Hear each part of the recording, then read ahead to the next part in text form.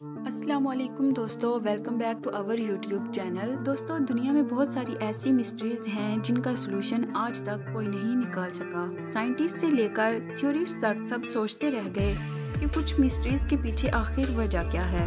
आज की इस वीडियो में हम ऐसे ही कुछ मिस्ट्रीज के बारे में बात करेंगे। तो बात करते हैं सबसे पहली अनसॉल्व्ड मिस्ट्री की। दोस्तों, ये बात है 2003 की, जब चिली के एटाकामा डेजर्ट से सिर्फ 6 इंच लंबा एक हाथ के साइज जितना ढांचा मिला था। ये ढांचा एक वीरान बस्ती में सफेद कपड़े में मिला था। इसकी शक्ल इंसानों की तरह की थी और उस वक्त यही समझा गया कि कोई एलियन जमीन पर आया था और वापस जिंदा नहीं जा पाया। इस ढांचे की तमाम हड्डियां साबित यानी कि एक दूसरे से जुड़ी हुई थी और यही समझा जाने लगा कि ये ढांचा किसी 5 से 6 साल के इंसान का है। लेकिन इसका साइज देखकर इस बात पर भी यकीन करना मुश्किल था कि आखिर एक 5 से 6 साल का बच्चा इतना छोटा कैसे हो सकता है। लेकिन 2013 में डॉक्टर्स की एक टीम ने इस पर रिसर्च शुरू कर दी। हड्डियों और डीएनए के सैंपल्स लेने के बाद मालूम हुआ कि ये ढांचा तकरीबन 40 साल पुराना है और ये किसी एलियन का नहीं बल्कि किसी इंसान का ही ढांचा है, जो कि शायद पैदा होने से पहले ही मर गया था। लेकिन उसकी उम्र 5 से 6 साल तक के बच्चे की कैसे हो गई, ये अभी तक मिस्ट्री ही है। नंबर 2 पर आती है दी स्टोनहेंज। ये मिस्ट्री इंग्लैंड में है। ये उन पत्थरों की मिस्ट्री है जो कि सर्कल में मौजूद हैं। इन पत्थरों की टेस्टिंग करने पर पता चला कि 23,000 किलो हर पत्थर का वजन है और हर पत्थर को 300 किलोमीटर तक की दूरी से लाया गया था। सवाल यही है कि इन पत्थरों को क्यों और कैसे यहाँ तक लाया गया था और इनको फॉर्मेशन में क्यों सेट किया गया था। साइंटिस्ट यही सवाल करते हैं कि आखिर इस सब का मकसद क्या था। इसके अलावा एक और जगह है एफबरी। यहाँ पर भी बिल्कुल इसी तरह से ये स्टोनहेंज को क्रिएट किया गया। तो ऐसा क्या हुआ था कि ऐसा फॉर्मेशन क्रिएट किया गया और वो भी अलग अलग जगहों पर। कुछ लोग ये कहते हैं कि इसको काला जादू और सैक्रिफाइस के लिए बनाया गया था, जहाँ पर बलि चढ़ाई जाती थी लोगों की ताकि काले जादू को कैरी आउट करें। लेकिन असल मकसद क्या था ये आज तक नहीं पता चला। दोस्तों, नंबर 3 पर आती है नागा फायरबॉल्स। दोस्तों, थाईलैंड से गुजरने वाली मेकंग रिवर दुनिया की लंबी तरीन लेक है। 4900 किलोमीटर लंबी ये river China, Myanmar, Laos, Thailand, Vietnam तक फैली हुई है। लेकिन रिवर का वो हिस्सा जो फोन फिसाई से गुजरता है, इसमें हर साल अजीब मंजर देखने को मिलता है।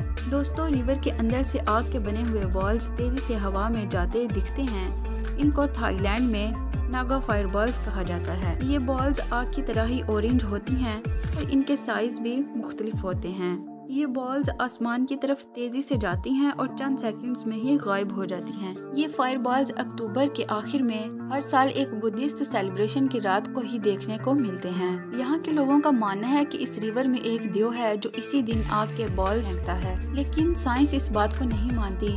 किसी साइंटिस्ट ने बोला कि ये रिवर से निकलने वाली फॉस्फीन गैस है और कोई प्लाज्मा फिजिक्स को बीच में ले आए। लेकिन सब इस बात पर खामोश हो जाते हैं कि ये फिर साल में उस फेस्टिवल के दिन ही क्यों निकलती है। नंबर 4 पर आती है डोर टू हेल। कुछ लोगों के लिए ये जहन्नम का दरवाजा है, मगर साइंस इसको क्रिएटर कहती है। नाम चाहे इसका कुछ भी हो, मगर इसमें कोई शक नहीं कि ये क्रिएटर हर साल बड़ा होता जा रहा है। रूस में वाक़ बटागाई का क्रिएटर ईस्ट साइबेरिया में मौजूद है। इसकी खास बात यह है कि हर साल खुद ब खुद 30 मीटर बड़ा हो जाता है।